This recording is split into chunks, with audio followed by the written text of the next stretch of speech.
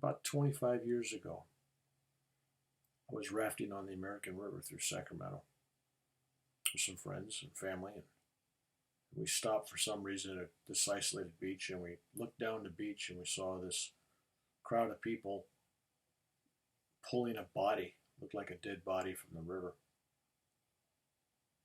So I ran down the beach, being a former lifeguard, figured maybe there's something I could do.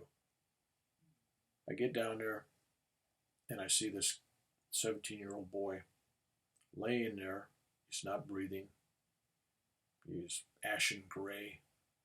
There's no pulse, no heartbeat. For all practical purposes, he's dead. And from what the people around the body were telling me, that this young man had been underwater for about 6 or 7 minutes. I looked around. It was all these young people, teenagers, standing there. Nobody was doing nothing. Nobody was lifting a finger. They were all just standing there with their heads looking down at the sand.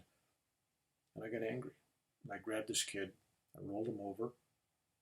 And I cleared his mouth and his passageways and tilted his head back and put into place all the training I had from the Army when I was a lifeguard, my last year in the service, and began mouth-to-mouth resuscitation. And this was going on for really a long time because basically this kid was dead. But I didn't give up. I just kept going. I was push and breathe.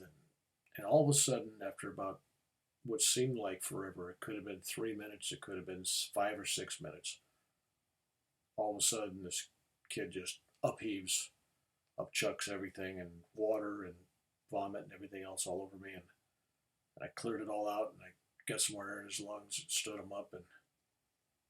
And then I looked around, and there was this 16, 17-year-old blonde girl standing there. And I'm just mad. I'm going, why? And I looked her in the eye and I go, why didn't you do anything? All you and your friends did was just stand around here with your heads bowed. What were you thinking? What were you doing? And she looked me right in the eye and she said, sir, we were doing something. And I said, what? And she says, we were all praying that God would send somebody that knew how to save our friend. And I go, what? And she looked at me and said, and you showed up. I was humbled by the experience. I didn't know what to say. But I did learn something that day. There is a certain power from prayer and great faith, especially from young people. They didn't know what to do, so they prayed. So I was just sharing this story today because I'm thinking you may have some place in your life this year, this month, this summer, at some time, when things seem totally out of control. You don't know what to do. You have no help. You're at the end of your rope. Remember the story. Pray. God will send somebody to help you. I hope this helps. God bless.